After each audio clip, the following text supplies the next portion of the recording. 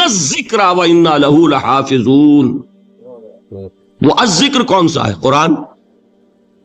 اسی کو فرمایا، میں نے وہ آیت سنائی تھی کہ لوگ تنزیہ کہتے تھے، یا ایھا الذی نزل علیہ الذکر انک لمجنون. حضور سے مخاطب ہو کر کہتے ہیں فلاں جس کے اوپر کے اس کے خیال کے مطابق ذکر نازل ہوا ہے، ہم تو تمہیں پاگل سمجھتے ہیں. وہاں بھی لفظ کیا ہے؟ الذکر. تو معلوم کیا ہوا؟ انا انزلنا الیک الذکر لتبین للناس ما نزل الیہم. یہ الذکر ہے. تو اس سے بڑا ذکر کوئی نہیں. تلاوت قرآن، تدبر قرآن، غور و فکر قرآن کا، قرآن کو یاد کرنا. اس پر میرا کتاب چاہے مسلمانوں پر قرآن مجید کے حقوق، اب تو یہاں شاید کوئی کتاب موجود نہیں رہی ہے، بہرحال اگر آپ کو ضرورت ہوتی ہے پاکستان سے منگا لیتے ہیں ہر شے، پڑھیے انشاءاللہ آ جائیں گی چیزیں. نمبر 2 ذکر کیا ہے؟ اقیم الصلاۃ لذکری. نماز کو قائم کرو میری یاد کے لیے. یہ ذریعہ ذکر میں وہ تو ہے ہی مجسم ذکر، اور یہ ذریعہ ذکر میں سب سے اہم ہے. یہ عملی ذکر بھی ہو رہا ہے اور قولی بھی ہو رہا ہے. سورہ فاتحہ پڑھی آپ نے، قرآن شریف کی کچھ آیات پڑھی، پھر رکوع کیا. یہ رکوع جو ہے یہ آپ کا عملی ذکر ہے کہ آپ نے اپنے وجود سے اللہ کی عظمت کو تسلیم کیا. پھر آپ سجدے میں گرے، یہ آپ کا عملی ذکر ہے کہ اپنے وجود سے آپ نے اللہ کی عظمت کو اور تسلیم کیا. تیسری چیز ہے مسنون دعائیں اور مسنون اذکار جو حضور سے ثابت. ہمارے ہاں کیا ہو گیا؟ مجھے فلاں بزرگ نے یہ چیز بتائی ہے، وہ تو پڑھتے چلے جا رہے ہیں. نہ قرآن سے دلچسپی، نہ اذکار مسنونہ سے دلچسپی. ادعیہ معصورہ، آپ غور کریں گے کہ زندگی کے ہر عمل کے لیے حضور کی دعا موجود ہے. صبح اٹھے دعا ہے، آنکھ کھلتے ہی بیت الخلاء میں داخل ہونے لگے دعا ہے، نکلے دعا ہے، وضو کرنے بیٹھے دعا ہے، فارغ ہوئے دعا ہے، مسجد کے لیے گھر سے نکلے دعا ہے، مسجد میں داخل ہوئے دعا ہے. مسجد میں تو ہے ہی ذکر، نماز ہے، تلاوت ہے. باہر نکلے دعا ہے، گھر میں داخل ہونے لگے پھر دعا ہے. سواری پر سوار ہو رہے ہیں دعا ہے، اتر رہے ہیں دعا ہے، شیشہ دیکھ رہے ہیں دعا ہے، کپڑے پہن رہے ہیں دعا. زندگی کا کوئی عمل نہیں یہاں تک کہ جو تعلق زن و شو ہے، جس کو کہ خالص حیوانی بات سمجھا جائے گا، اس کے لیے بھی دعا ہے. غفلت میں وہ کام بھی نہیں کرتا. سمجھ رہے ہیں آپ؟ اب آپ غور کیجئے، اس میں کوئی اضافی وقت نہیں لگا، کوئی اضافی پوسچر اختیار نہیں کیا آپ نے، یوں بیٹھو، اس طرح بیٹھو، یوں کرو. کوئی آپ کا وقت اضافی نہیں لگا. جو کام کر رہے ہیں اور آپ اللہ کو یاد کر رہے ہیں، اور وہ اللہ کی یاد اس کام کی مناسبت سے ہے. ان ادعیہ معصورہ سے 2 تعلق جڑ گئے انسان کے. دعا کس سے کر رہے ہیں؟ اللہ سے. جڑا کہ نہیں؟ اور یہ الفاظ کس کے ہیں؟ محمد الرسول اللہ کے. تو آپ کے 2 تعلق جڑ گئے. آپ اپنی جی سے گھڑ کر دعا مانگیں گے تو پہلا تعلق تو ہو جائے گا، دوسرا نہیں ہوگا. بہتر سے بہتر دعا مانگ لیں آپ. لیکن حضور سے جو معصور اور مسنون الفاظ جب آپ زبان سے نکالتے ہیں تو آپ کا تعلق اللہ سے بھی ہوا بذریعہ دعا، اور وہ الفاظ چونکہ حضور کے ہیں صلی اللہ علیہ وسلم تو حضور کے ساتھ ہوا. یہ تیسرا درجہ ہے. چوتھے درجے میں میں مانتا ہوں کہ ایک ہوتی ہے خاص کسی شخص کے امراض کی تشخیص کرنے کے بعد تجویز. کوئی اگر طبیب ہے، ماہر طبیب روحانی، وہ آپ کو دیکھے گا تو اندازہ لگائے گا کہ آپ میں کیا کمی ہے، اس کے مطابق آپ کو ذکر بتائے گا. بھئی فلاں آیت کا مراقبہ کیا کرو. کسی میں بزدلی ہوتی ہے، کسی میں مال کی محبت زیادہ ہوتی ہے، کسی میں توکل کی کمی ہے، کسی میں شہرت کی خواہش ہے، نمایاں ہونے کا جذبہ ہے، کسی میں تکبر ہے. سب کا ایک سا برس تو نہیں ہوتا نا. تو یہ در حقیقت اندھے کی لاٹھی سے نہیں چلنے والی بات. یہ تو ماہر کی کا کام ہے کہ وہ تجویز کرے کہ تمہارے لیے خاص طور پر ذکر یہ ہے. در حقیقت ہمارے جو یہ سلسلے تھے سلوک کے، یہ بڑے ماہر ہوتے تھے، یہ لوگ بڑے ماہر اطباء تھے. یہ جو علم نفسیات ہے اس کے ہمارے صوفیاء سے بڑھ کر کبھی کوئی عالم گزرا ہی نہیں دنیا میں. فرائڈ کیا ہے اور ایڈلر کیا ہے اور یونگ کیا ہے، بچے ہیں. ہمارے صوفیاء کرام نے جس طرح انسان کی نفسیات کو سمجھا اور وہ ان کی مناسبت سے تجویز کرتے تھے. لیکن اس کو رکھا جائے گا چوتھے نمبر پر. جیسے مولانا احمد علی صاحب فرمایا کرتے تھے بھائی اس آیت کا مراقبہ کیا کرو.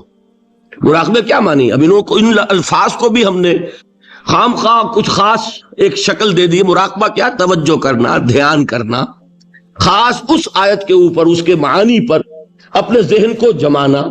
وہ کیوں ہے؟ تاکہ آپ کے اندر جو کمی ہے اس کی تلافی اس سے ہوگی. لیکن یہ کہاں آئے گا؟ چوتھے نمبر پر. سمجھ گئے؟ تو نفاق سے بچنے کا ذریعہ، پریونشن کیا ہے نفاق سے؟ دوام ذکر. نہ تمہیں تمہاری اولاد، نہ تمہارے اموال، نہ تمہاری تجارت، نہ کاروبار اللہ کے ذکر سے غافل نہ کر سکے.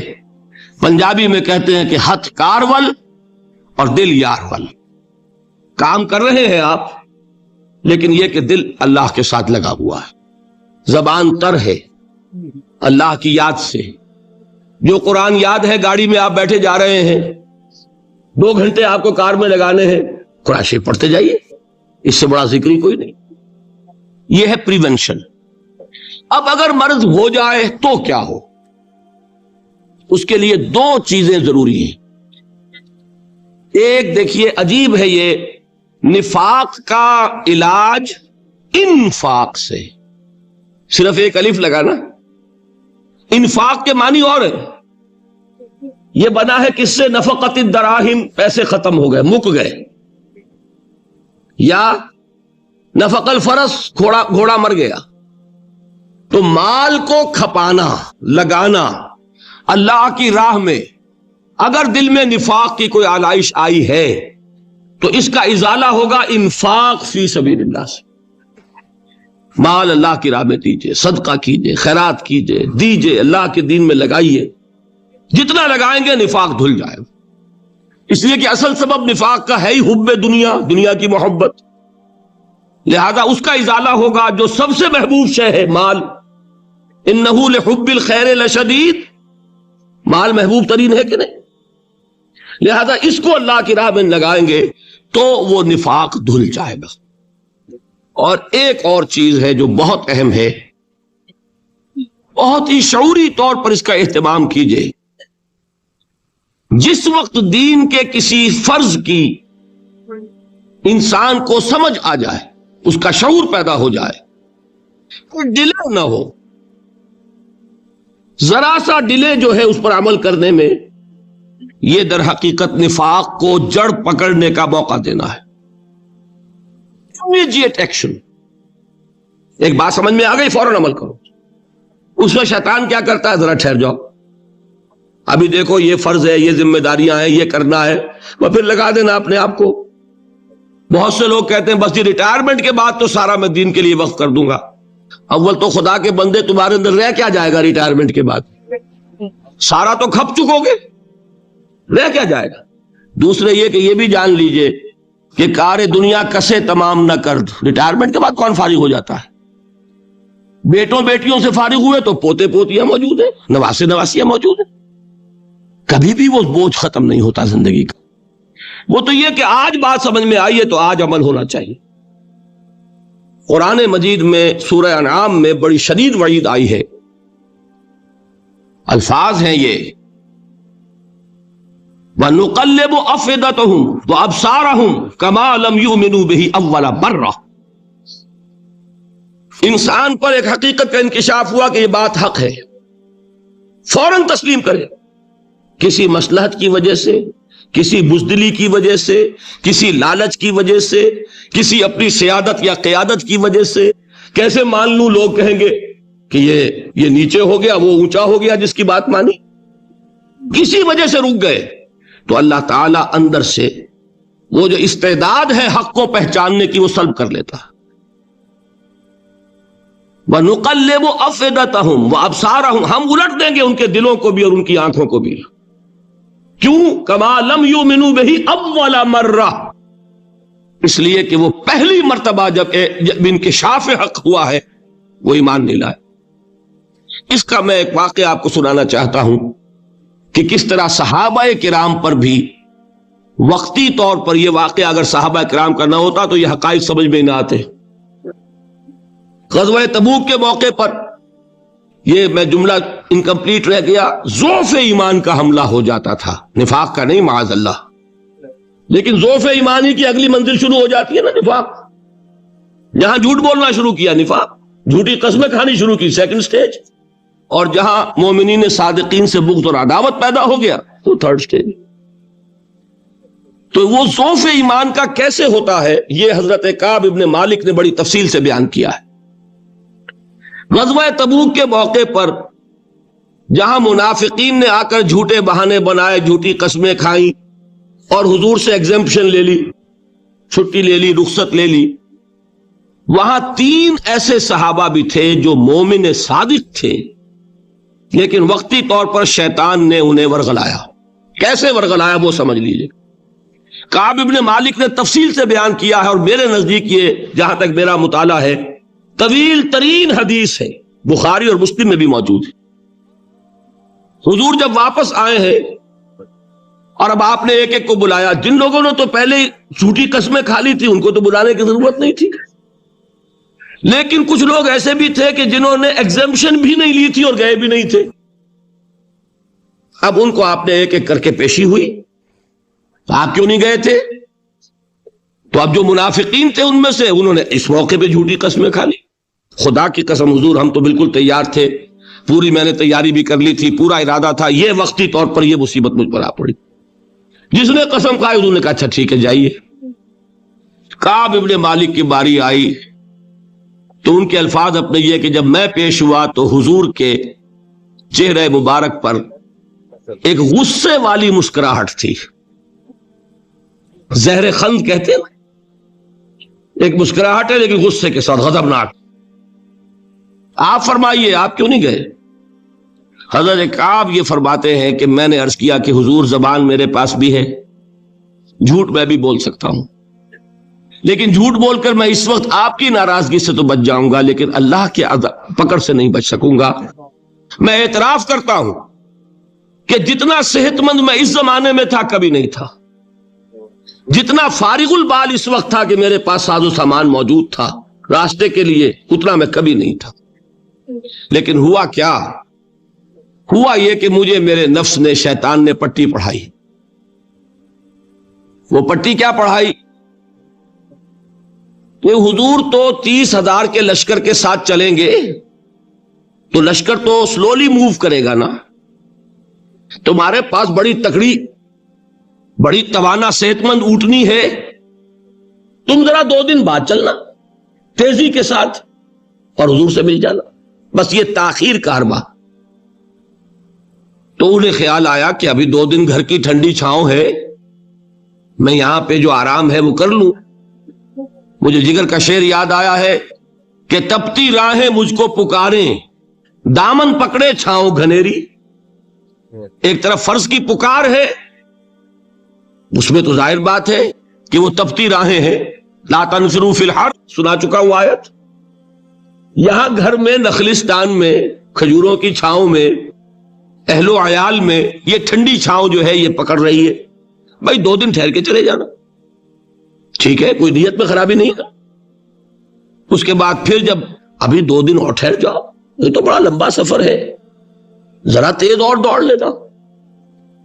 تو فرماتے ہیں کہ حضور میں اسی طریقے سے تاخیر و تعویق میں پڑا رہا، یہاں تک کہ ایک روز اچانک مجھ پر یہ چیز منکشف ہوئی کہ تو میں چاہے کتنا بھی تیز چل لوں میں آپ سے نہیں مل سکتا. میرے اعصاب ڈھیلے ہو گئے، اس طرح میں محروم رہ گیا. حضور نے بائیکاٹ کا حکم دیا صحابہ کو. 3 صحابہ تھے ایسے، 2 اور تھے جنہوں نے اسی طریقے سے اعتراف کیا. حضور نے حکم دے دیا کوئی ان سے گفتگو نہ کرے، سوشل بائیکاٹ. بڑی سخت سزا تھی جو دی گئی ہے، اس کی بڑی تفاصیل ہیں، اللہ تعالیٰ شوق دے تو وہ حدیث پوری پڑھیے. میں نے تو 2 جمعوں میں ایک مرتبہ صرف اس ایک حدیث کو بیان کیا تھا. شاید کہیں کیسٹس ہوں میرے ہاں، ہمارے نمبر کوئی مجھے یاد نہیں ہے، لیکن یہ بڑی عجیب حدیث ہے.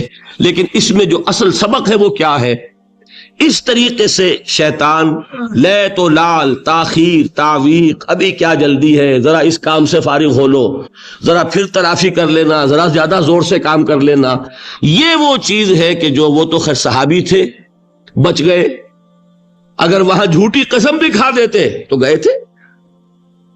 یہ تو اتنا ہی ہے نا، مردی و نامردی قدم فاصلہ دارد، اس میں تو یہی ہے کہ ذرا ایک جھوٹی قسم کھا دیتے، جھوٹے بہانہ بنا دیتے تو اب ضعف ایمان نہ رہتا، وہ نفاق کی سرحد شروع ہو جاتی۔ وہ اللہ تعالیٰ نے ان کو بچایا، لیکن یہ کہ ہم کیسے بچیں گے اگر ہم نے یہ روش اختیار کی؟ لہذا 3 کام، دوام ذکر نمبر 1، اس کی میں شرح کر چکا ہوں، 4 اذکار یاد کر لیجئے گا ان کو، ورنہ کیا فائدہ۔ نمبر 2، انفاق فی سبیل اللہ، نفاق کا علاج انفاق سے۔ نمبر 3، یہ عادت اپنے اندر پیدا کیجئے شعوری طور پر کہ جب ایک حقیقت واضح ہو جائے فوراً اعتراف کہ ہاں بھائی بات ٹھیک ہے آپ نے، جب ایک فرض کا احساس ہو جائے فوراً اس کی ادائیگی کے لیے آغاز۔ تاخیر و تعویق ہے کہ جس سے پھر نفاق کو موقع ملتا ہے۔ اللہ تعالیٰ مجھے اور آپ کو حقیقی ایمان عطا فرمائے اور نفاق سے بچائے رکھے۔ اب آئیے حقیقت و اقسام شرک پر۔ دیکھیے، ہر شخص یہ جانتا ہے کہ اسلام دین توحید ہے۔ ایک لفظ میں اگر کہیں گے تو اسلام کا سب سے بڑا وصف، سب سے بڑی علامت توحید۔ وہ جو اقبال نے کہا کہ توحید کی امانت سینوں میں ہے ہمارے، آسان نہیں مٹانا نام و نشاں ہمارا، تو توحید ہے۔ توحید کی ضد ہے شرک، ٹھیک؟ اس سے میں ایک نتیجہ نکالتا ہوں، کوئی مسلمان جان بوجھ کر مشرک نہیں ہو سکتا، یہ میرا نتیجہ ہے۔ جان بوجھ کر مشرک نہیں ہو سکتا، وہ شرک میں مبتلا ہوگا تو ناسمجھی میں ہوگا، نادانی میں ہوگا، وہ اسے شرک نہیں سمجھے گا۔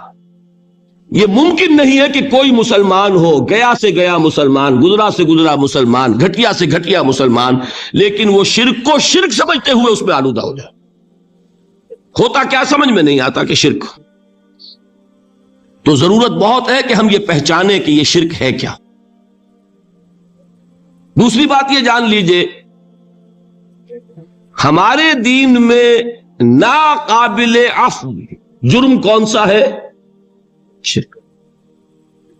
2 مرتبہ بیان فرمایا گیا سورہ نساء میں صرف، ان اللہ لا یغفر ان یشرک بہ ویغفر ما دون ذلک لمن یشاء۔ اللہ تعالیٰ اسے تو ہرگز نہیں بخشے گا کہ اس کے ساتھ شرک کیا جائے، ہاں اس سے کم تر جس کو چاہے گا معاف فرما دے گا۔ نوٹ کر لیجئے، اس کی بھی اندر بھی اوپن لائسنس نہیں ہے کہ بقیہ سارے گناہ لازماً معاف کر دے گا، یہ نہیں ہے۔ اس سے تو آپ میں جرت پیدا ہو جائے گی، باقی سب کیے جاؤ، یہ نہیں، جس کو چاہے گا بخش دے گا، لیکن امید ضرور دلا دی کہ شرک سے کم تر کوئی گناہ ہو تو اس کی بخشش کی بغیر توبہ کے اللہ تعالیٰ نے امید دلائی۔ توبہ سے تو شرک بھی معاف ہو جائے گا، اس سے مراد کیا ہے؟ بغیر توبہ کے۔ اللہ تعالیٰ نے فرمایا کہ اور گناہوں کے بارے میں تو امید کی جا سکتی ہے، لیکن شرک کے بارے میں ہرگز نہیں۔ اہمیت واضح ہو گئی مزید۔ نمبر 3، اس شرک کی ہماگیریت کا عالم یہ ہے کہ سورہ یوسف کی آیہ مبارکہ ہے، وَمَا يُؤْمِنُ أَكْثَرُهُمْ بِاللَّهِ إِلَّا وَهُمْ مُشْرِكُونَ۔ انسانوں کی اکثریت کا حال یہ ہے کہ وہ اللہ پر ایمان نہیں رکھتے مگر کسی نہ کسی قسم کے شرک کے ساتھ۔ یہ یونیورسلٹی ہے اس کی کہ اللہ کو بھی مان رہے ہیں لیکن کسی نوع کا شرک جو ہے وہ بھی لگا رکھا ہے۔ وَمَا يُؤْمِنُ أَكْثَرُهُمْ بِاللَّهِ، انسانوں کی اکثریت کا حال یہ ہے کہ وہ ایمان نہیں رکھتے اللہ پر، الا وہم مشرکون، مگر یہ کہ کوئی نہ کوئی شرک بھی کرتے ہیں۔ چوتھی بات یہ سمجھیے کہ شرک ہر دور میں بھیس بدل کر آتا ہے۔ یہ ضروری نہیں ہے کہ شرک کی جو قسمیں آج سے 200 برس پہلے تھیں صرف وہی آج بھی رہے. ہو سکتا ہے کہ بالکل نئی شکلیں اس شرک نے اختیار کر لی. اس سے کیا نتیجہ نکلا کہ اگر اجتہادی بصیرت نہیں ہوگی تو ہو سکتا ہے کہ ایک شخص جو ہمارے سابق علماء نے لکھ دیا کہ یہ چیز شرک، یہ چیز شرک، یہ چیز شرک، یہ چیز شرک، آج سے 500 برس پہلے کا انسان، بڑے سے بڑا عالم دین، اپنے زمانے کے شرک کو پہچان کر تو لکھ سکتا ہے. اس سے تو آپ بچ رہے ہیں. امام ابن تیمیہ نے اس کو شرک قرار دیا، اس کو شرک قرار دیا، اس کو شرک قرار دیا. کوئی شخص ہے جو اس سے تو بچ گیا. امام صاحب کی دی ہوئی بصیرت سے اس نے ان جو اقسام ہے شرک کی ان کو پہچان لیا.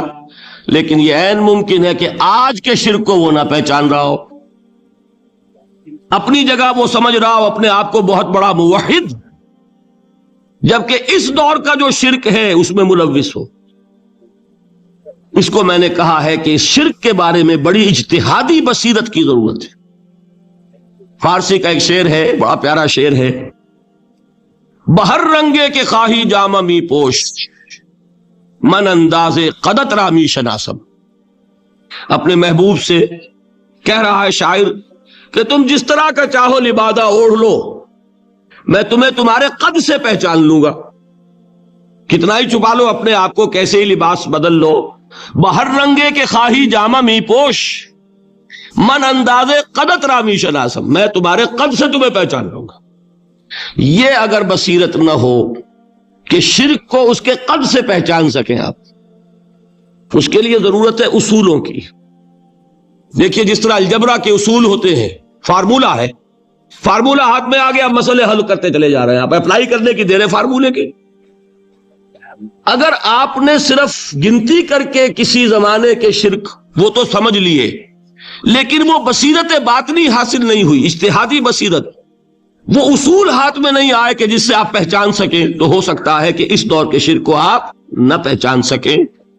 اس کے لیے ضرورت ہے کہ اصل اصول ہاتھ میں آ جائیں تاکہ ان اصولوں کو اپلائی کریں. ایک بات مجھ سے اور سن لیجئے، میرا اپنا یہ تاثر ہے، ہمارے دین میں خیر، بھلائی، نیکی، چاہے وہ نظریے کی ہو، علم کی ہو، عقیدے کی ہو، عمل کی ہو، اخلاق کی ہو، وہ سب کیا ہے؟ وہ توحید ہی کے شجرہ طیبہ کی شاخیں ہیں. اور شر، برائی، گمراہی، خیالات کی ہو، نظریات کی ہو، علم کی ہو، عقیدے کی ہو، عمل کی ہو، اخلاق کی ہو، سب کے ڈانڈے شرک کے شجرہ خبیثہ سے ملتے ہیں. اس شجرہ خبیثہ کے برگوبار ہے جو بھی برائی ہے، عمل کی یا علم کی، اور اس شجرہ طیبہ کے برگوبار ہے جو بھی خوبی ہے، عمل کی یا عقیدے. یہ میرا تاثر ہے. اور جب تک اس انداز میں وہ آپ کو اندرونی رشتے ظاہر نہیں ہوں گے، آپ پر منکشف نہیں ہوں گے، وہ اجتہادی بصیرت جو ہے پیدا نہیں ہو سکے گی. اب آئیے ایک اور بات دیکھیے، شرک میں اور الحاد میں کیا فرق ہے، یہ بھی ہم نہیں سمجھتے. الحاد، مادہ پرستی، وہ کیا ہے؟ ایتھیزم، کسی بھی خدا کا انکار. ہمارے آج کے دور کی سب سے بڑی گمراہی یہ ہے. شرک کیا ہے؟ خداؤں کو ماننا. یہ کیا ہے؟ تھیزم ہے، لیکن پولی تھیزم ہے. توحید کیا ہے؟ مونو تھیزم ہے، ایک خدا کا ماننا. لیکن شرک کے اندر ایک اور حقیقت کو پہچان لیجئے، شرک میں ہمیشہ ٹاپ پر ایک خدا کو مانتے ہیں، باقی سارے خدا نیچے ہوتے ہیں. اوپر جا کر وہ توحید ہوگی ہمیشہ. کوئی مشرکانہ نظام ایسا نہیں ہے جو ٹاپ پر جا کر توحید نہ بن جائے. دیکھیے ہندو دیویاں، دیوتا بے شمار، لیکن مہادیو وہ بھی کیا دو ہیں؟ مہادیو وہ تو ایک ہے. انگریزی میں گاڈز، گاڈیسز، لیکن وہ چھوٹے جی سے لکھے جائیں گے. چھوٹے جی سے لکھے جانے والے gods and goddesses, Roman mythology ہو، گریک مائتھولوجی ہو، ان دیویوں دیوتاؤں کے نام ہی آپ نہیں یاد کر سکتے، لیکن گاڈ بڑے جی سے وہ ایک ہے کہ نہیں؟ ٹاپ پر جو ہے وہ ایک ہے، اس کو وہ بھی مانتے ہیں کہ اومنی پوٹنٹ، اومنیشنٹ، اومنی پریزنٹ، علی کل شیء قدیر، بکل شیء علیم، ہر جگہ موجود، وہ تو ایک ہی ہے، وہ تو کیپٹل جی سے لکھا جائے گا. باقی اس کے نیچے فوج ہے دیویوں کی، دیوتاؤں کی، خداؤں کی اور خدانیوں کی، وہ گاڈز اینڈ گاڈیسز ہیں. عرب میں کیا تھا؟ میں نے پہلے آپ کو وہ دو مثالیں دے دی ہیں، تیسری اور ایران کی لے لیجئے. خیر کا خدا اور شر کا خدا اور، ایک یزداں ایک اہرمن، ٹھیک، سنویت ہو گئی نا، دو خداؤں کو مانا، لیکن وہی ہے جو خدائے خدائے گاں، خداؤں کا خدا، اس کو ایک ہی مانتے ہیں. یہی معاملہ عرب میں تھا. اللہ وہ ایک ہی تھا ان کے ہاں. قرآن میں آتا ہے ان سے پوچھئے وَلَئِن سَأَلْتَهُم مَّنْ خَلَقَ السَّمَاوَاتِ وَالْأَرْضَ لَيَقُولُنَّ اللَّهُ. جب ان سے کہا جاتا ہے کہ کس نے پیدا کیا آسمان اور زمین کو، یہ فوراً کہیں گے اللہ نے. فَأَنَّىٰ يُؤْفَكُونَ. تو یہ ماننے کے بعد کدھر جا رہے ہیں؟ وہ کیا کہتے تھے کہ وہ بڑا اللہ تو ایک ہی ہے، لیکن چھوٹے آلہہ ہیں. آلہہ اور اللہ میں وہی فرق ہے جو کیپٹل جی کا گاڈ اور چھوٹے جی سے گاڈز اینڈ گاڈیسز. وہی فرق ہے کہ جو مہادیو اور دیویوں اور دیوتاؤں میں ہے، وہی وہاں تھا. اللہ وہ ایک اور سپریم، سب سے بالا تر، اس سے اوپر کوئی نہیں، تخلیق میں اس کا کوئی ساجی نہیں. لیکن اس نے کچھ آلہہ ہیں جنہیں کچھ اختیارات تقسیم کیے ہوئے ہیں، کچھ اس کے لاڈلی ہستیاں ہیں جو سفارش کر سکتی ہیں. بس یہ شرک تھا مشرکین مکہ کا. بات سمجھ رہے ہیں؟ اس کا جائزہ لیں گے تو آپ کو، اور جو آج شرک کی اقسام میں بیان کروں گا اس کو ہاتھ میں لیں گے تو کسی موحد کا تلاش کرنا مشکل ہو جائے گا. ڈھونڈ اب ان کو چراغ رخ زیبا لے کر. آج جن کا نام مسلمان ہے ان کی اکثریت کسی نہ کسی نوع کے شرک میں مبتلا ہے. اب آئیے اقسام شرک. اقسام شرک میں بھی وہی کیفیت ہے جو نفاق کے بارے میں میں نے عرض کی تھی کہ ایک تقسیم یہ ہے جو علماء نے کی ہے، ایک ہے عقیدے کا نفاق، ایک ہے عمل کا نفاق. اسی طرح ایک ہے عقیدے کا شرک، ایک ہے عمل کا شرک. عقیدے میں نہیں ہے، عمل میں ہے. ایک تقسیم آپ نے سنی ہوگی شرک جلی، شرک خفی. ایک ہے ننگا شرک، کھلم کھلا شرک. ایک ہے چھپا ہوا شرک جو نظر نہیں آتا. لیکن ایک مغالطہ اپنے دل سے نکال دیجئے، بعض لوگ شرک خفی کو شرک نہیں سمجھتے. یہ بہت بڑی غلطی ہے. اگر وہ شرک نہ ہوتا تو حضور اسے شرک نہ کہتے. کوئی اور لفظ، عربی زبان کا دامن جو ہے محدود نہیں ہے، پھر اس کے لیے کوئی اور لفظ اختیار فرمایا جاتا. وہ شرک. لیکن ایک شرک ہے جلی جو نمایاں ہے، نظر آ رہا، ایک ہے شرک خفی جو نظر نہیں آ رہا. اور وہ کتنا خفی ہو سکتا ہے اس کی ایک مثال دی حضور نے. شرک خفی اتنا خفی ہو سکتا ہے، ذرا مبالغہ دیکھیے جو حضور نے بات کو سمجھانے کے لیے مثال میں جو مبالغہ اختیار فرمایا. ایک سیاہ اندھیری رات میں ایک سیاہ پتھر پر ایک سیاہ چیونٹی کو رینگتے ہوئے دیکھنا جتنا مشکل ہے، اتنا ہی شرک خفی کا پہچاننا مشکل ہے. بتائیے. آپ نے فرمایا انا افصح العرب، میں عرب کا فصیح ترین انسان ہوں. اس سے آگے کوئی مثال دی جا سکتی ہے؟ اندھیری رات، تاریک رات، پتھر سیاہ، چیونٹی سیاہ، کون دیکھ سکتا؟ جتنا اس کو دیکھنا ناممکن ہے اتنا ہی شرک خفی کا پہچاننا مشکل ہے. گویا کہ اس سے تو اللہ ہی بچائے گا تو انسان بچے گا. ایک آخری بات تمہیداً اور عرض کر دوں، پھر میں چلوں گا اقسام پر. میری جو باتیں آپ کے سامنے آئی اس سے ایک منطقی نتیجہ نکلتا ہے، کوئی شخص اگر حقیقتاً شرک سے بچ جائے، واقعتاً شرک سے بچ جائے، ہر قسم سے بچ جائے، اس سے بھی اوپر کوئی انسان ہوگا؟ گویا کہ یہ آخری منزل ہے، یا یوں کہیے کہ جس شخص کے بارے میں اللہ تعالیٰ یہ مان لے کہ میرا یہ بندہ شرک سے بری ہے، اس سے بڑی سند کوئی ہے؟ دی ہائیسٹ ٹیسٹیمونیل، سب سے بڑی سند، سب سے بڑی تعریف جو بندے کی ہو سکتی ہے وہ کیا ہے؟ یہ مشرک نہیں۔ یہی وجہ ہے، دیکھیے آپ قرآن مجید میں حضرت ابراہیم کے ذکر میں دیکھیں گے، ابراہیم کا مقام کیا ہے؟ خلیل اللہ، ابو الانبیاء، امام الناس، تین نسبتیں ہیں، تینوں بڑی عظیم۔ اللہ کے ساتھ نسبت کیا ہے؟ خلیل، واتخذ اللہ ابراہیم خلیلا۔ ابو الانبیاء، کتنے نبی ہیں ان کی نسل میں؟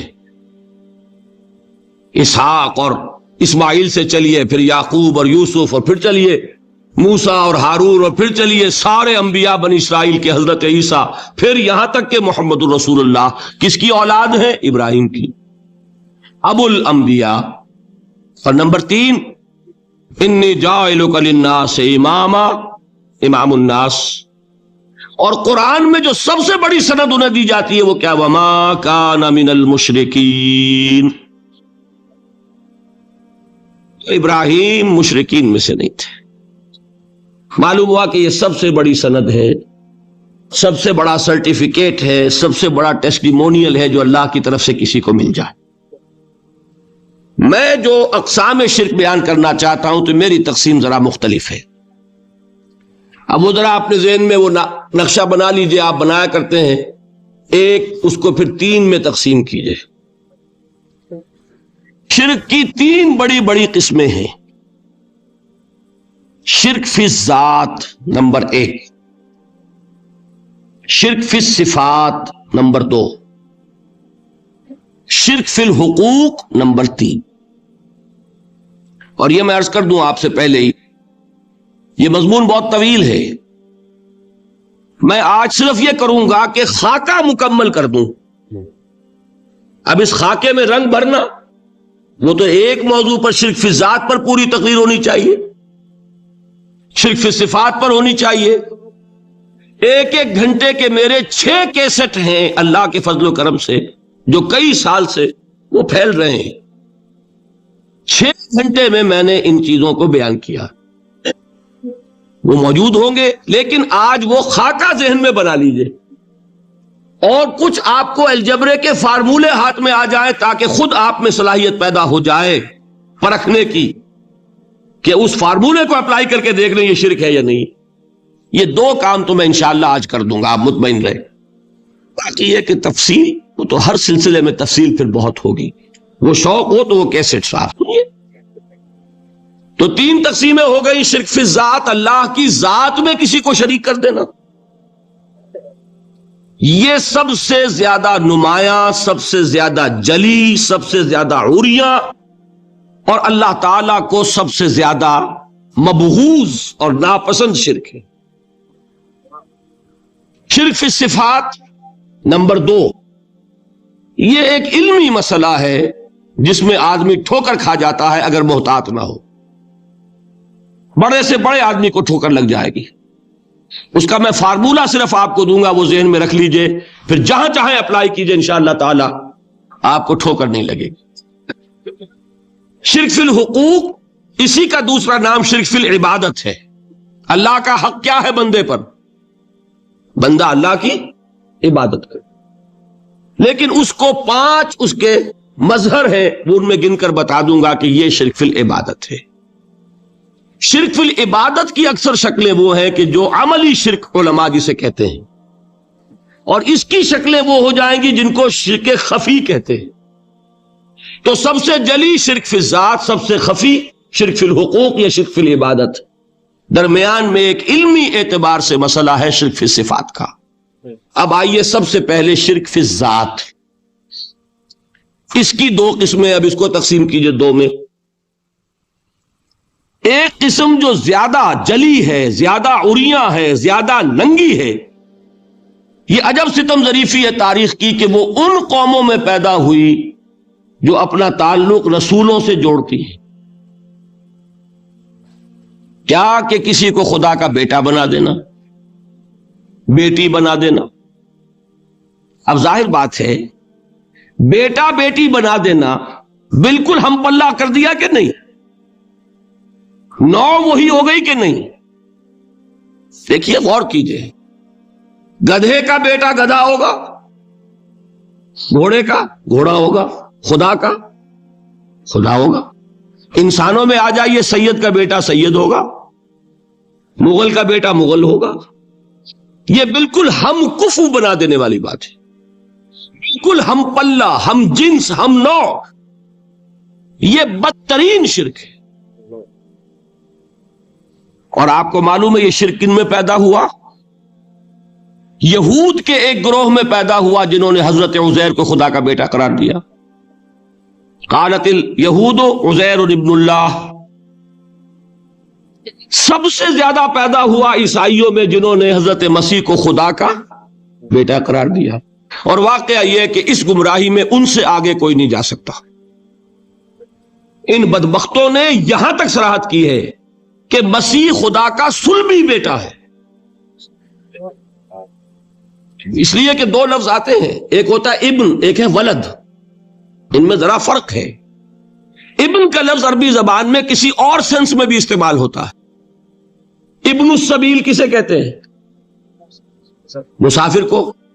تو کیا وہ مسافر اور کیا وہ رستے کا بیٹا ہوتا ہے، سبیل کا بیٹا؟ ابن الوقت کسے کہتے ہیں؟ اپارچونسٹ. ابن الوقت کوئی اصول نہیں.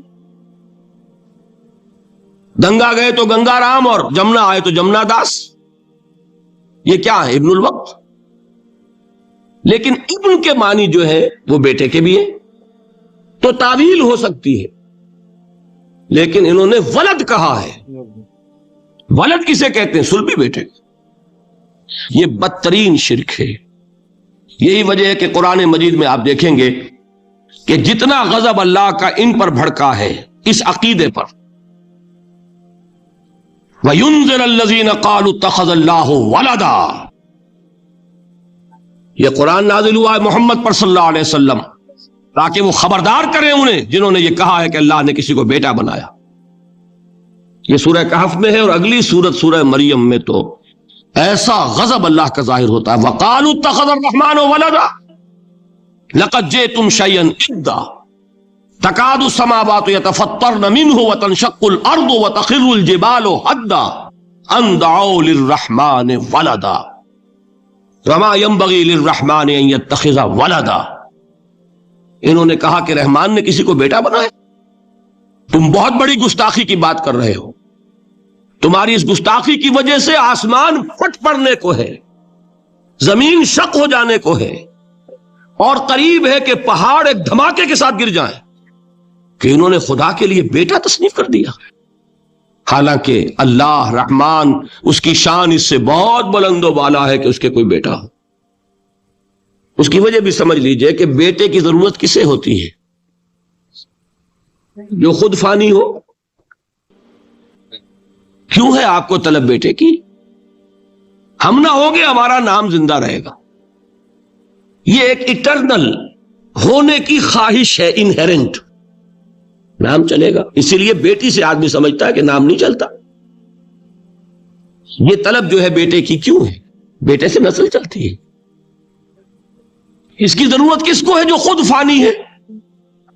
وَمَا يَنبَغِي لِلرَّحْمَنِ أَن يَتَّخِذَ وَلَدًا. جو خود باقی ہے ہمیشہ کے لیے، اس کو کوئی احتیاج نہیں. تو آپ نے بات سمجھ لی. میں بہت مختصر بات کروں گا آج.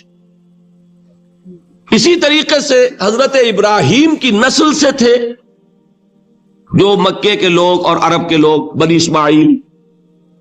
جو موحد کامل تھا ابراہیم، جس کو اتنی مرتبہ سند ملی وما کان من المشرکین، ان کی نسل میں وہ لوگ تھے جنہوں نے فرشتوں کو خدا کی بیٹیاں بنا دیا. یہ جو ان کی دیویاں تھیں یہ مؤنث، لات، عزا، منات، یہ سب کیا مؤنث نام ہے. انہوں نے یہ کہا کہ فرشتے جو ہیں وہ خدا کی بیٹیاں ہیں. اصل میں عقیدہ کیسے ہوتا ہے؟ انہوں نے کہا بڑے لاڈلے ہیں، لاڈلی ہوتی ہے بیٹی بہت زیادہ، تو یہ خدا کی بیٹیاں ہیں. ہوتے ہوتے ان کا یہ عقیدہ ایسا پکا ہوا کہ بجائے استعارے کے اب انہوں نے حقیقت بنا دیا یہ خدا کی بیٹیاں ہیں. ان پر قرآن مجید نے کئی جگہ پر ذرا ایک لطیف انداز میں تنزیہ پیرائے میں بھی کہا ہے کہ بھائی تم نے خوب کیا، انہوں نے الاٹ کیا تو بیٹا تو کیا، تم نے اللہ کو الاٹ کی تو بیٹیاں کی، جو تمہیں خود پسند نہیں. الکم البنون، تمہارے لیے بیٹے ہو، وَلَهُ الْبَنَاتُ، اور اس کے لیے بیٹیاں. تو یہ تو ذرا ایک لطیف انداز ہے، تنزیہ پیرایا ہے. لیکن ان تینوں کو اب آپ ایک جگہ کر لیجئے. بیٹا بیٹی قرار دینے کا شرک، یہ کیا ہے؟ شرک فی الذات، ہر اعتبار سے اللہ کا مثل بنا دینا، ہم کفو بنا دینا، ہم پلہ بنا دینا، ذات میں شریک کر دینا، یہ بدترین شرک ہے. یہی وجہ ہے دیکھیے قرآن مجید کی عظیم ترین سورت کون سی ہے؟ سورہ اخلاص، وہ ایک تہائی قرآن کے مساوی حضور نے قرار دیا، جس کو ثلث قرآن کے مساوی، وہ در حقیقت اسی شرک کی نفی پر ہے. قل هو اللہ احد اللہ الصمد لم یلد ولم یولد ولم یکن لہ کفوا احد. یہی آیا اس میں سورہ بنی اسرائیل کی آیت آخری میں نے سنائی تھی، وَقُلِ الْحَمْدُ لِلَّهِ الَّذِي لَمْ يَتَّخِذْ وَلَدًا، کہو کہ کل شکر اور کل تعریف اس اللہ کے لیے جس نے کسی کو اپنا بیٹا بیٹی نہیں بنایا. ولد دونوں پر جاتا ہے، اولاد جیسے آپ کہتے ہیں، اولاد بیٹا بیٹی شریک ہوتے ہیں، نہ اس کا کوئی بیٹا نہ اس کی کوئی بیٹی، نہ وہ جنا گیا نہ اس نے کوئی جنا. ایک قسم تو یہ ہوئی شرک فی الذات کی. دوسری قسم کیا ہے؟ یہ ان مذاہب میں ہوئی ہے جو نبیوں اور رسولوں کی طرف نسبت نہیں رکھتے بلکہ فلسفیانہ مذاہب ہیں. ہندوستان کے اکثر مذاہب فلسفیانہ ہیں. فلسفیانہ مذاہب میں یہ شرک فی الذات کس شکل میں پیدا ہوا؟ دو شکلیں پیدا ہوئی. ایک ہماؤست اور ایک حلول. حلول کیا ہے؟ اللہ نے کسی انسان کے اندر اپنے آپ کو حل کر دیا، انسانی شکل میں وہ خود ظاہر ہو گیا. اوتار کا عقیدہ، انگلش میں گاڈ انکارنیٹ. عیسائیوں میں بھی حضرت مسیح کو گاڈ انکارنیٹ بھی قرار دیا جاتا ہے. خود خدا نے یہ شکل اختیار کر لی. رام چندر جی ہوں، کرشن جی مہاراج ہوں، کیا ہے؟ یہ اوتار ہیں. اللہ نے ان میں حلول کیا یا اللہ نے ان کی شکل میں ظہور کیا. سمجھ میں آگے؟ اور ایک عقیدہ کیا ہے؟ یہ بڑا فلسفیانہ مسئلہ ہے، دیکھیے بڑا ٹیڑھا مسئلہ ہے یہ، لیکن میں اس وقت اس کی تفصیل میں نہیں جاؤں گا، بہت باریک باتیں ہو جائیں گی. مسئلہ کیا ہے کہ اگر خدا کو مان لیں تو پھر سوال یہ ہے کہ خدا نے اس کائنات کو کیسے پیدا کیا. یہ ایک سوال آتا ہے ذہن میں، جس کے نہیں آتا وہ کہے گا پاگل پن ہے، خامخواہ اس پر کیوں سوچتے ہیں. لیکن جس کے ذہن میں سوال آ گیا اس کے لیے بڑی مصیبت ہو جاتی. وہ تو سوچتا ہے، انسان کا اختیار نہیں ہوتا اپنے ذہن پر. وہ لاکھ روکے اسے مت سوچو، وہ اور سوچے گا. یہ مصیبت ہے فلسفیوں کی. کیسے پیدا کیا؟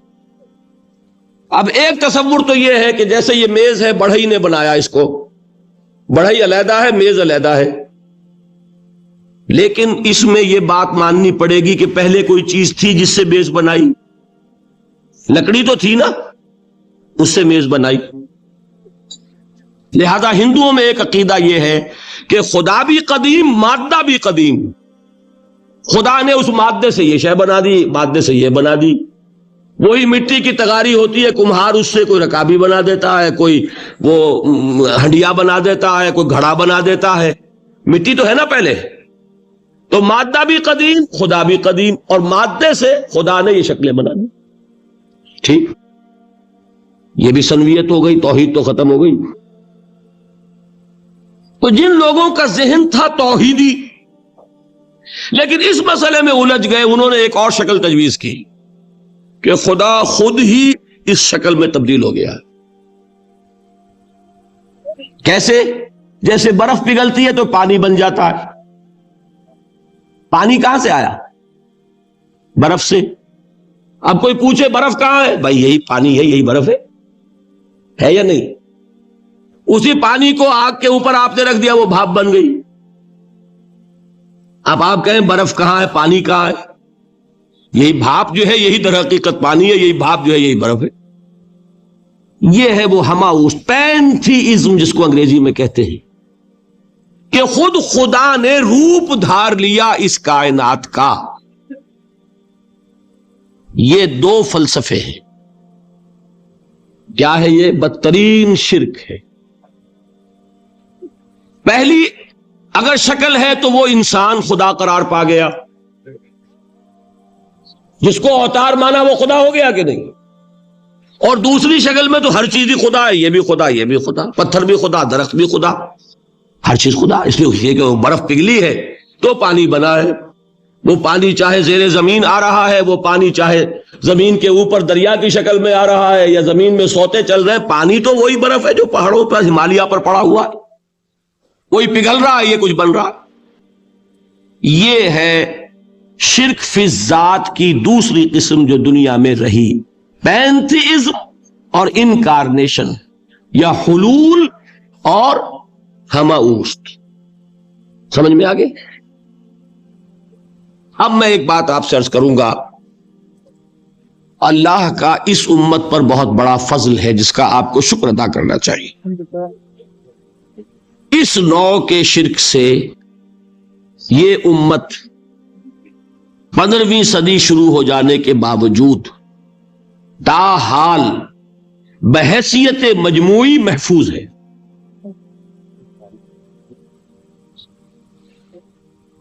میں نے بحیثیت مجموعی کہا ہے.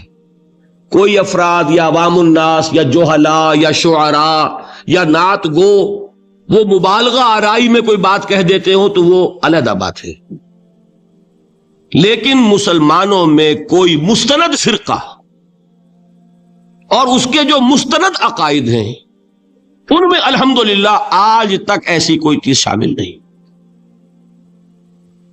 اس کا جب آپ تقابل کریں گے نا، آپ کا کیا خیال ہے عیسائیوں کو حضرت مسیح سے کتنی محبت تھی؟ اس کا تقابل کیجئے جو محبت مسلمانوں کو رہی حضور کے ساتھ. عیسائیوں کی محبت عشر عشیر نہیں بنے گی. اس محبت کے باوجود کہ ہمیں 10 گنا 100 گنا 1000 گنا زیادہ محبت ہے حضور کے ساتھ، لیکن دیکھیے کہ انہوں نے خدا کا بیٹا بنا دیا. یہاں کسی نے حضور کے بارے میں یہ بات آج تک کہی؟ یہ بہت بڑا کنٹراسٹ ہے نا. یہ در حقیقت عقیدت اور محبت کا غلو ہوتا ہے. تو عقیدت اور محبت کی کمی تو یہاں بھی نہیں، الحمدللہ ان سے زائد ہے، لیکن الحمدللہ ثم الحمدللہ ثم الحمدللہ خدا کا بیٹا تو کسی نے نہیں بنایا. اچھا میں ایک اور کنٹراسٹ آپ کو دکھاتا ہوں تاکہ آپ اللہ کا شکر کریں. حضرت علی کی کیا نسبت ہے حضور کے ساتھ؟ نبی اور امتی. حضرت علی کو خدا کہنے والے پیدا ہوئے کہ نہیں؟ بتائیے نا. کیا وجہ ہے کہ علی کو خدا کہنے والے پیدا ہوئے لیکن محمد کو خدا کہنے والا پیدا نہیں ہوا صلی اللہ علیہ وسلم ورضی اللہ تعالی عنہ؟ بہت اہم بات ہے، غور کیجئے گا اس کو. حالانکہ حضرت علی کا رتبہ کہاں، حضور کا کہاں. آج بھی آپ دیکھیے آپ کے جاہل عوام کے زبان پر نعرہ یا علی مدد کا ہوتا ہے، یا محمد مدد کسی نے کہا آج تک؟ یہ یا محمد لکھنے کے کام آتا ہے صرف. وہ مسجد پہ لکھ دو تاکہ پتہ چل جائے یہ فلاں فرقے کی مسجد ہے، دوسرا خود ہی بھاگ جائے وہاں سے. یہ صرف اس کام کے لیے ہے. باقی جہاں اصل میدان میں بات آتی ہے کوئی نعرہ لگاتا ہے یا محمد مدد، محمد کا رتبہ اونچا یا علی کا، ان سے کیوں نہیں مدد مانگی؟ یہ سوالات آپ کے سامنے رکھ رہا ہوں میں۔ پھر یہ کہ جس طریقے سے کہ غوث اعظم کو پکارا جاتا ہے، کیا محمد کو پکارا جاتا ہے؟ کیا نسبت ہے؟ حضرت علی تو پھر بھی صحابی ہے، خلیفہ چہارم ہے، حضور کے چچا داد بھائی ہے، داماد ہیں۔ غوث اعظم تو بہرحال وہ نسبت تو نہیں ہے۔ دیکھیے میں اس کا تعلق جوڑتا ہوں ختم نبوت سے۔ جس طرح اللہ نے خصوصی حفاظت فرمائی ہے قرآن کی، اسی طرح خصوصی حفاظت فرمائی ہے محمد الرسول اللہ۔ یہ اسپیشل پروٹیکشن ہے، ورنہ نہیں ہو سکتی تھی۔ یہ خصوصی تحفظ ہے اللہ کا۔ یہاں بگاڑ پیدا ہو جائے تو صحیح کون کرے گا؟ اب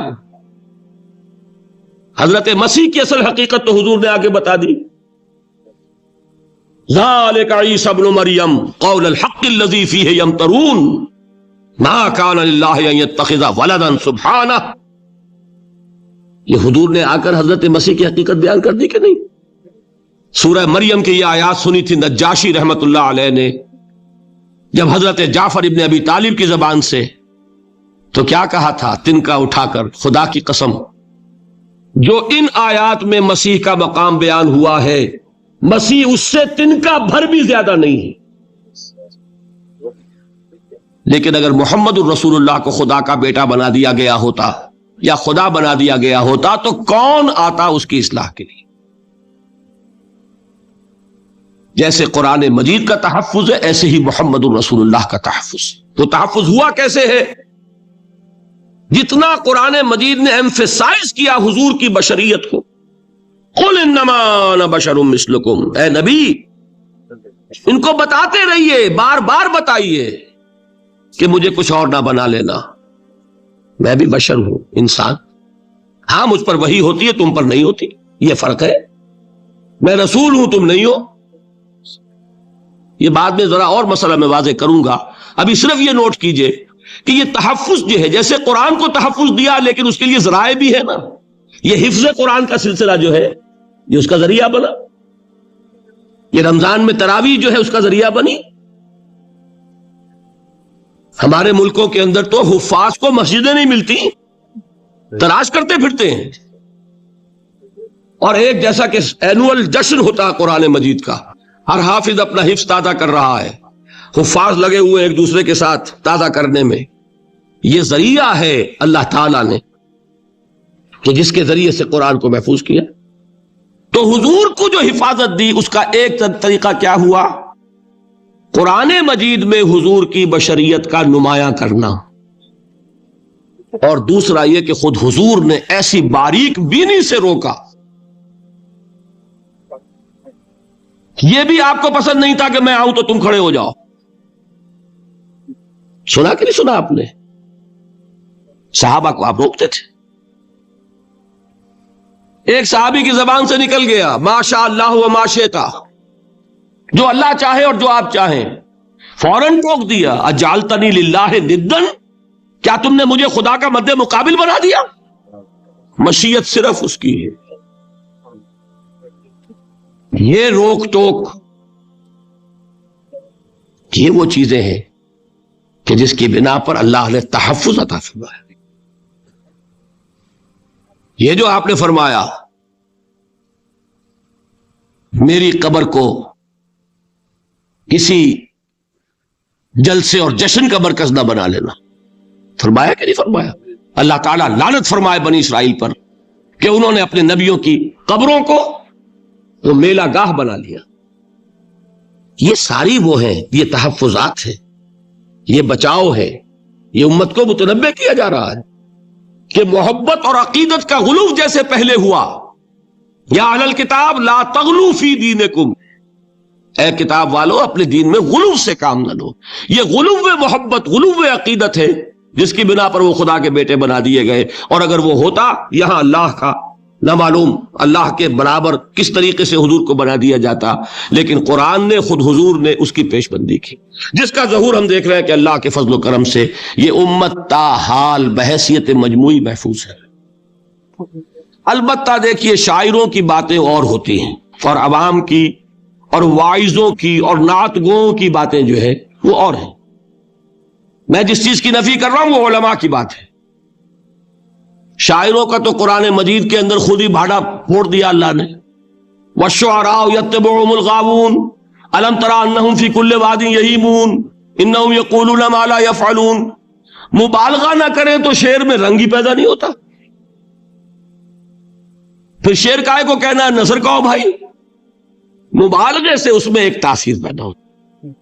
وہ مبالغے ہمارے شاعروں نے ہمارے نعت گوؤں نے کیے ہیں، اور اس میں اللہ تعالیٰ انہیں معاف کرے، بالکل اوتار کر الفاظ بھی استعمال کر دیے۔ وہی جو مستوی عرش تھا خدا ہو کر، اتر پڑا وہ مدینے میں مصطفیٰ ہو کر۔ بتائیے رام چندر جی کے بارے میں جو عقیدہ ہے، اب کیا فرق رہ گیا؟ بال برابر فرق ہے یا کوئی؟ اور نکتے پیدا کرتے ہیں۔ مدینے کی مسجد میں منبر کے اوپر بغیر عین کا ایک عرب ہم نے دیکھا، کیا سمجھ میں آیا؟ عرب میں سے عین نکالا کیا بنا؟ یہ نکتہ آفرینی ہے۔ کسی طریقے سے ہماری شاعری میں کچھ ہمہ کا رنگ بھی پیدا ہو گیا ہے۔ خود کوزاؤ خود کوزا کرو خود گلے کوزا، خود رند سبو کش، خود برسر آ کوزا خریدار بے آمد بشکست تو رواں شد۔ وہ خود ہی کوزا ہے، خود ہی مٹی ہے جس سے کوزا بنا ہے، خود ہی کوزے کا بنانے والا ہے۔ سمجھ رہے؟ الفاظ تو بڑے پیارے ہیں، بڑے مزیدار ہیں، آدمی ایک دفعہ وجد میں آ جاتا ہے، لیکن ہے کیا؟ وہی ہے نا کہ وہی جو برف تھا پگھل کر پانی پی گیا۔ خود کوزاؤ خود کوزا کرو خود گلے کوزا، خود رند سبو کش، خود ہی اس کوزے میں شراب ڈال کے پیتا بھی ہے، خود ہی مٹی ہے، خود ہی وہ بنانے والا ہے، خود ہی کوزا ہے، خود ہی اس میں شراب ڈال کے پیتا بھی ہے، اور خود ہی اس کوزے کو توڑ کر اپنا راستہ بھی لیتا ہے۔ اب آپ اس پر سر دنیے اور جو چاہے کریں، لیکن یہ کہ اس کا ڈانڈے مل گئے کہ نہیں اسی ہماؤس سے؟ لیکن یہ کسی مفتی کی بات ہے کیا؟ یا کسی ائمہ دین میں سے کسی کا قول ہے؟ بھائی شاعروں کی باتیں سن لیا کریں، اللہ اللہ خیر سن۔ ان چیزوں کا بہت زیادہ سختی کے ساتھ نوٹس بھی لینے کا کوئی فائدہ نہیں ہوتا۔ بات وہ ہونی چاہیے کہ جو علماء کہہ رہے ہوں، مستند عقائد ہو، جو ان کی کتابوں میں درج ہو، ان سے بات ہونی چاہیے۔ تو یہ چیزیں، یہ گمراہیاں آئی ہیں، لیکن الحمدللہ ثم الحمدللہ کہ یہ عوام میں ہے، جہلاء میں ہے، شعراء میں ہے، نعت گوؤں میں ہے، یہ کسی بھی مستند دینی فرقے کے مستند علماء میں ہم کے ہاں موجود نہیں۔ البتہ ایک مسئلہ جو ہے نور اور بشر کا، وہ ذرا تھوڑا سا میں حل کر دوں آج۔ آپ سمجھتے ہوں گے لا ینحل ہے۔ میں نے جس طرح کہا تھا کہ امام بخاری کا قول بھی 100% درست اور امام ابو حنیفہ کا بھی 100% درست ثابت کیا کہ نہیں، اسی طرح میں کہتا ہوں جو حضور کو بشر کہتے ہیں وہ بھی 100% درست، جو حضور کو نور کہتے ہیں وہ بھی 100% درست۔ مطلب کیا ہے؟ دیکھیے ہر انسان کے وجود کے دو حصے ہیں، میں نے پہلے دن شاید کچھ بیان کیا تھا۔ ایک خاکی وجود، اور اینیمل بینگ جو حیوان ہے ہمارا، ایک وہ روح ربانی جو اس میں پھونکی گئی۔ آدم میں جب وہ روح پھونکی گئی تب وہ مسجود ملائک بنے۔ فَإِذَا سَوَّيْتُهُ وَنَفَخْتُ فِيهِ مِن رُوحِي فَقَعُوا لَهُ سَاجِدِينَ۔ دو جگہ آئے تھے قرآن مجید میں ایک شوشے کے فرق کے بغیر، سورہ حجر اور سورہ صاد۔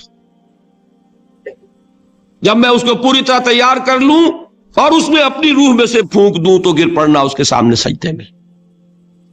ہمارا جو خاکی وجود ہے وہ ظلمانی ہے،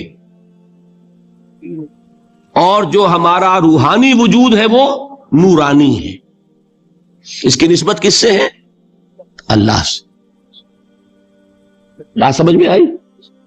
لیکن ہم نے اپنے اس نورانی وجود کو اپنے خاکی ظلمانی وجود میں دفن کیا ہوا ہے.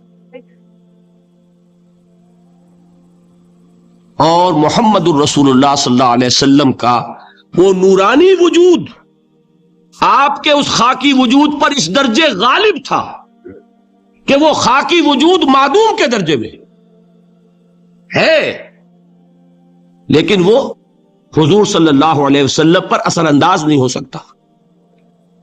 وہی خاکی وجود ہے جسے ہم نفس کہتے ہیں. نفس غلبہ کر سکتا ہے محمد پر صلی اللہ علیہ وسلم. حضور کی شخصیت کی نورانیت نے آپ کی شخصیت کے خاکی وجود کا احاطہ کیا ہوا ہے. ہماری شخصیت کی ظلمانیت نے ہماری اس نورانیت کو گل کیا ہوا ہے، دفن کیا ہوا ہے، چھپایا ہوا ہے. بس یہ فرق ہے. انہیں آپ کہہ لیں نور، صحیح ہے، ان کی نورانیت غالب ہے. یہی بات ہے جو حضور نے اس طرح سمجھائی. دیکھو ہر انسان کے ساتھ ایک شیطان ہوتا ہے. اب کسی صحابی نے بڑی جرت سے کام لیا، پوچھ لیا حضور کہ آپ کے ساتھ بھی ہے؟ ہر انسان کے ساتھ جو کہا نا، تو انسان تو ہے آپ بھی، کیونکہ آپ کے ساتھ بھی ہے. آپ نے فرمایا ہے، لیکن میں نے اسے مسلمان کر رکھا. بات ختم ہو گئی. نفی نہیں ہے، وہ میرے تابع ہے، میرا مطیع ہے، مجھے گدن نہیں پہنچا سکتا.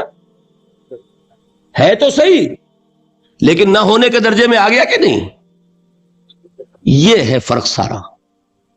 اور میں یہاں پہ کوٹ کرنا چاہتا ہوں ایک بہت بڑے بریلوی مکتب فکر کے عالم دین صاحب زادہ، ہاں میرے ذہن سے ایک دم اتر گیا، فیض الحسن. اللہ تعالیٰ ان کی خطاؤں سے درگزر فرمائے، ان کی مغفرت فرمائے. آپ نے سنا ہوگا نا نام. انہوں نے ایک روز تقریر کی جو میں نے سنی، اور تقریر کہاں کی؟ ساہیوال میں. وہاں کا ایک بہت مشہور چوک ہے، مہاجرین، مسجد مہاجرین کہلاتی ہے، وہاں تقریر تھی. میں نے سنی. ان کے الفاظ یہ تھے کہ کیا آپ لوگ ہمیں جاہل سمجھتے ہیں؟ کیا ہمیں عربی نہیں آتی؟ کیا ہم نے قرآن نہیں پڑھا جس میں بار بار یہ لکھا ہوا ہے کہ حضور بشر ہیں؟ حضور بشر ہیں، لیکن اصل میں ہم حضور کی بشریت کو نمایاں کرنے کو سوء ادب سمجھتے ہیں. بات سمجھیے آپ نے، اس قدر پیاری بات ہے. انہوں نے کہا کہ آپ کے باپ کا نام کیا ہے؟ عبد الرحمن. آپ عبد الرحمن کہہ کے پکارتے ہیں انہیں؟ ابا جان. ابھی آپ نے وہ آیات سنی، حضرت ابراہیم نے اپنے مشرک باپ کو یا ابت ہے، یا ابت ہے، بڑا پیارا ترجمہ کیا. ابا جان، ابا جان. کیا نام لے؟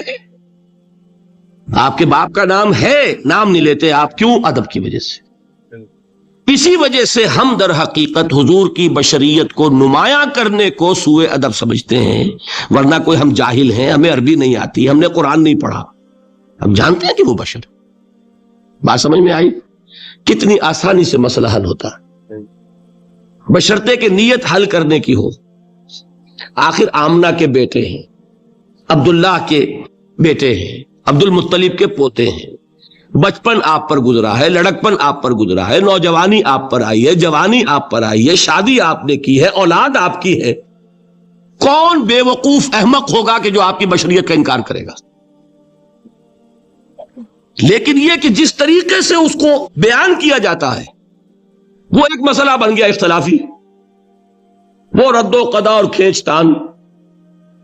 اور اس میں بھی سمجھ لیجئے مثلکم پر جو ایمفیسس بعض حضرات دے دیتے ہیں اپنے توحیدی، جو ان کے اندر ایک مزاج ہے، اللہ تعالیٰ ان کے مزاج کو اور پختہ کرے، لیکن اس میں بھی مبالغہ کیا جاتا ہے.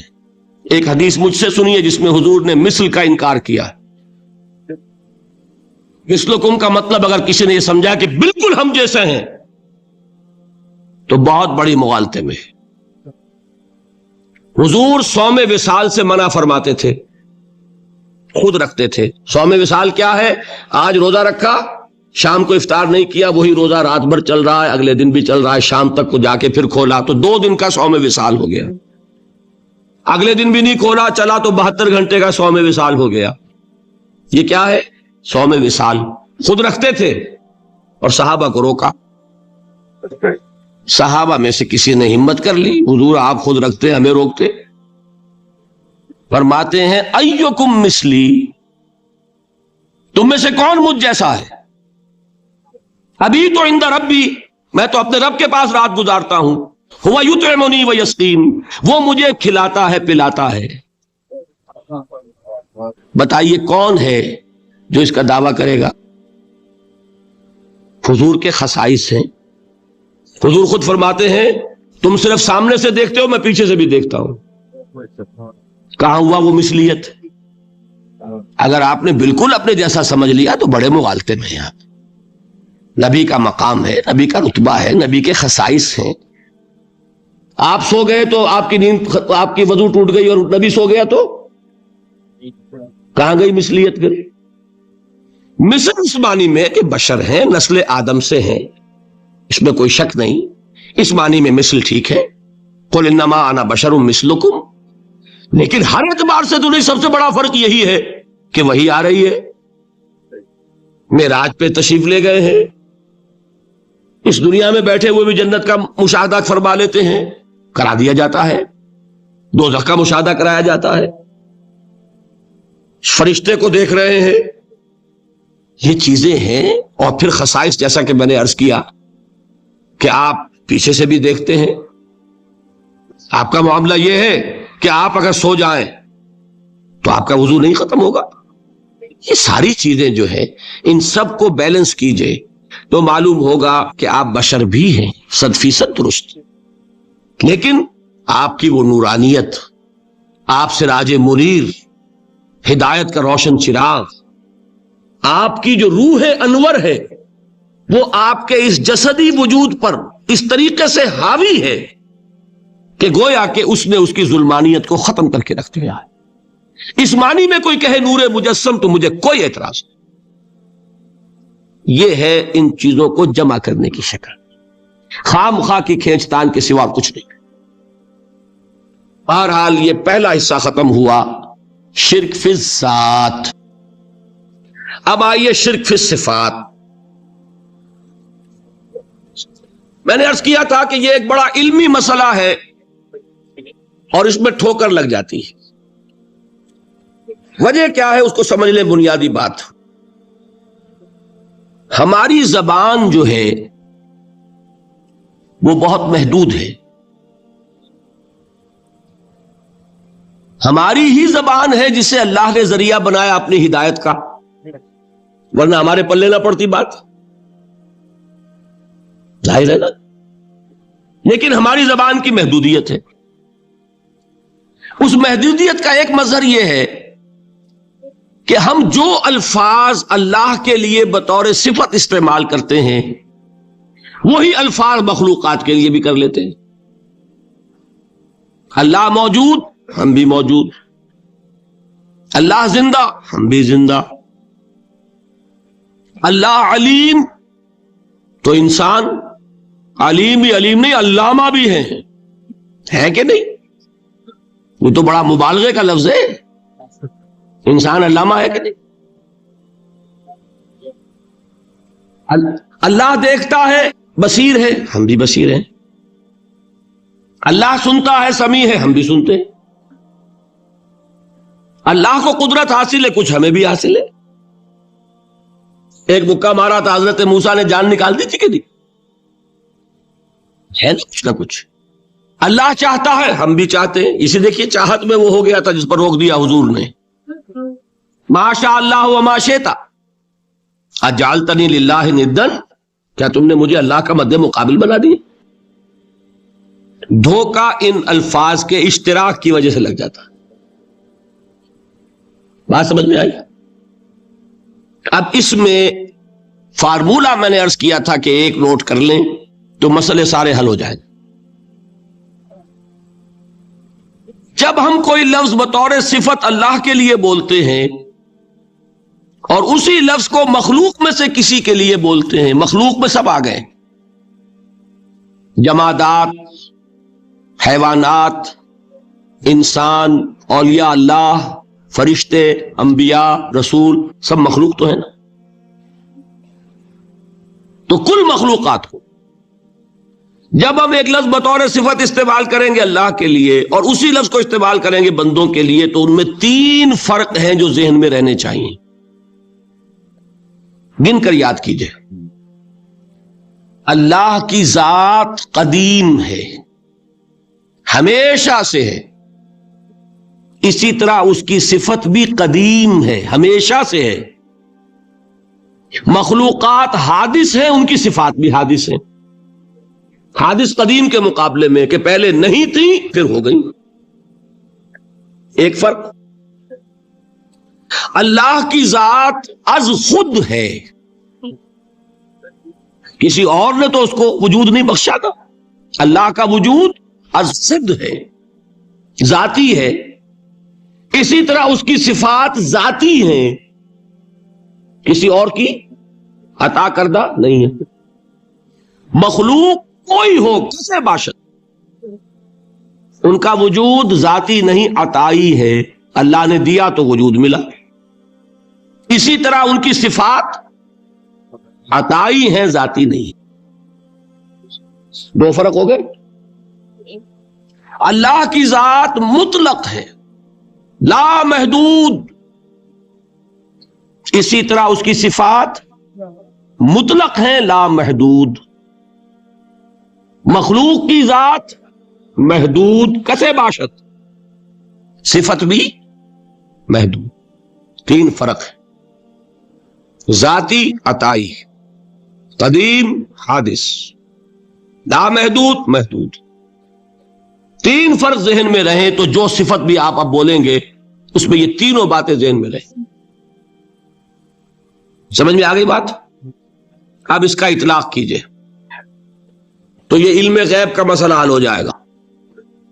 یہ بھی لا ینحل سمجھا جاتا ہے نا. علم کسی کا بھی ہو، انسان، فرشتہ، اولیاء، انبیاء، رسول، حضور صلی اللہ علیہ وسلم، کسی کا بھی حادث ہے، قدیم نہیں ہے، عطائی ہے، ذاتی نہیں ہے، محدود ہے، لا محدود نہیں ہے. 3 باتیں مان لیں، شرک نہیں ہوگا. ان میں سے ایک کو ساقط کر دیں، شرک ہو جائے. آئی بات سمجھ؟ اللہ کی قدرت ذاتی ہے، عطا کردہ نہیں. مخلوق میں جس کو قدرت حاصل ہے وہ عطائی ہے، ذاتی نہیں. اللہ کی قدرت لا محدود، یفعل ما یشاء فعال لما یرید علی کل شیء قدیر. ہم مخلوق کوئی بھی ہو اس کی قدرت محدود. اللہ کی قدرت جب سے وہ ہے ہمیشہ سے ہے، ہمیشہ سے قدرت بھی ہے. اور مخلوق میں سے قدرت یہ حادث ہے. تینوں چیزیں سامنے رہیں، شرک نہیں ہوگا. ایک چیز کی بھی کمی ہو گئی، شرک ہو جائے. یہ ساری صفات پر لے آئیے. اللہ کی حیات ذاتی، ہماری عطائی. لائی حیات آئے، قضا لے چلی چلے، اپنے بس میں نہ آنا تھا نہ جانا ہے. زندگی اس کی عطا کردہ ہے، جب چاہے لے لے. اللہ کی حیات بھی ایسی ہے کیا؟ ذاتی، الحی. ہماری حیات محدود، ویسے بھی محدود. موت آئے گی، شاید ختم ہو جائے. چلیے موت ختم نہیں کرتی، ہم سمجھتے ہیں کہ وہ ہماری ابدی ہے. محدود اس معنی میں تو ہے کھانے کو نہ ملے تو کمزوری، ذرا کام کیا تو تکان، نیند بھی آ رہی ہے، اونگ بھی آ رہی ہے. اور اس کی حیات الحی القیوم لا تاخذہ سنۃ ولا نوم. حیات ذاتی ہے، لا محدود ہے اور قدیم ہے. یہاں حیات عطائی ہے اور حادث ہے اور محدود ہے، ساری صفات. اس کو ذہن میں رکھ لیجئے. تو اب 2 مسئلے میں یہاں حل کرتا ہوں. جو لوگ کہتے ہیں حضور کو علم غیب نہیں تھا، اور جو کہتے ہیں تھا. بدقسمتی سے دونوں نے ڈیفینیشن علیحدہ کر لی. جو ڈیفینیشن نفی کرنے والوں نے کی ہے اس کی وجہ سے، اس کے اعتبار سے واقعتاً نہیں تھا. انہوں نے ڈیفینیشن یہ کی ہے، تعریف یہ کی ہے، وہ علم جو خود حاصل ہو جائے. اللہ کا عطا کردہ علم جو ہے وہ کہتے وہ غیب نہیں ہے. تو وہ بھی مانتے ہیں کہ ہر علم جو حضور کو حاصل ہے وہ اللہ کا عطا کردہ. میں سائی والی میں یہ سارے مرحلے میں نے طے کیے نا اپنے زمانہ طالب علمی میں. مولانا منظور احمد شاہ صاحب ہیں سائی وال میں ایک، میں ان کے پاس حاضر ہوا. میں نے کہا جی یہ مسئلہ کیا ہے علم غیب کا، مجھے ذرا سمجھائے. انہوں نے ایک کتاب اپنی نکالی کہ دیکھیے صاحب ہم حضور کے علم کے بارے میں یہ باتیں مانتے ہیں. حضور کا علم حادث ہے، قدیم نہیں ہے. حضور کا علم محدود ہے، لا محدود نہیں ہے. حضور کا علم عطا کردہ ہے، ذاتی نہیں. میں نے کہا یہ تین باتیں اگر آپ مان لیں تو میرا تو جھگڑا کوئی نہیں آپ سے. ہوتا کیا ہے جب آئیں گے وعظ میں، خطابت میں، تو عالم ما کان وما یکون، اب الفاظ وہ استعمال کر جائیں گے. ایک واعظ ہے، عام مقرر ہے، واہ واہ ہوتی ہی نہیں، نعرے لگتے ہی نہیں، محفل میں گرمی آتی نہیں جب تک کہ ایسے مبالغے نہ کریں. لیکن وہ چیز لکھی ہوئی ان کے ہاں ہے کہ حضور کا علم حادث ہے، قدیم نہیں ہے. حضور کا علم محدود ہے، لا محدود نہیں ہے. حضور کا علم عطائی ہے، ذاتی نہیں ہے. ان تینوں چیزوں کے بعد کوئی بڑے سے بڑا وہابی اور بڑے سے بڑا اہل حدیث بھی انکار نہیں کرتا. باقی یہ بات جان لیجئے کہ غیب اور حضور یا شہادہ یہ در حقیقت عام انسانوں کے اعتبار سے الفاظ استعمال ہوئے ہیں. جب قرآن میں کہا جاتا ہے عالم الغیب والشہادہ، اللہ غیب اور جو ظاہر ہے یا موجود ہے سب کا جاننے والا ہے، تو مجھے بتائیے اللہ کے لیے کوئی غیب ہے؟ اللہ کے لیے کوئی شے غیب ہے؟ تو کیوں کہا جا رہا ہے عالم الغیب والشہادہ؟ وہ ہمارے اعتبار سے کہا جا رہا ہے. جو تمہارے لیے غیب ہے اللہ اس کو بھی جانتا ہے، اور جو تمہارے سامنے اللہ اسے بھی جانتا ہے. اللہ کے لیے تو کل شہادہ ہے. کسی شے کا لا یعزب عنہ مثقال ذرۃ فی السماوات والارض، آسمانوں اور زمین کا ایک ذرہ بھی اس سے غائب نہیں ہوتا. غیب کا وجود کیا اللہ کے لیے؟ تو یہ الفاظ مستعمل ہے ریلیٹو ہمارے اعتبار سے، اور ہمارے اعتبار سے جو شے غیب ہے اس میں سے ایک حصہ اللہ دیتا ہے نبی کو، تبھی تو نبی بنا. فرشتے کو دیکھا، فرشتہ ہمارے لیے غیب ہے. جنت دکھائی کہ نہیں دکھائی، ہمارے لیے غیب ہے کہ نہیں ہے. دوزخ کا مشاہدہ کرایا کہ نہیں کرایا، ہمارے لیے وہ غیب ہے کہ نہیں ہے. جو چیزیں ہمارے لیے غیب ہیں انہی کے پردے اللہ کچھ اٹھاتا ہے، غیب نہیں. کل غیب کا علم ہو جائے گا تو وہ شرک ہو جائے گا. کل کا لفظ جہاں آیا شرک ہوا. جب آپ کہہ رہے ہیں محدود ہے، لا محدود نہیں ہے، تو کل کا لفظ استعمال نہیں کر سکتے. لیکن غیب میں سے کچھ علم دیا گیا تبھی تو نبی بنا، ورنہ میرے اور نبی میں فرق کیا ہوا پھر؟ البتہ یہ کہ وہ غیب کا علم ہو یا حاضر کا علم ہو، سائنٹیفک نالج ہو یا وحی کا علم ہو، کوئی بھی علم ہو، آیت الکرسی کے الفاظ نوٹ کیجئے، یعلم ما فی السماوات وما فی الارض، وہ جانتا ہے. ولا یحیطون بشیء من علمہ الا بما شاء، مخلوق میں سے کوئی بھی اس کے علم میں سے احاطہ نہیں کر سکتا مگر جتنا وہ چاہے. اب یہ بات علیحدہ ہے کہ ہم کون ہے طے کرنے والے کہ ناپیں بیٹھ کر کہ اللہ نے ابراہیم کو کتنا علم دیا. ہم ناپ سکتے ہیں؟ عیسیٰ کو کتنا دیا ہم جان سکتے ہیں؟ تو ابراہیم کا، موسیٰ کا، عیسیٰ کا نہیں ناپ سکتے تو محمد رسول اللہ کا کہاں ناپیں گے؟ یہ پاگل پن ہے، یہ ہے جو غلطی ہوتی ہے. ہم کون ہے طے کرنے والے؟ اللہ نے اپنے نبی کو دیا جو دیا، ختم. کل نہیں کہیں گے.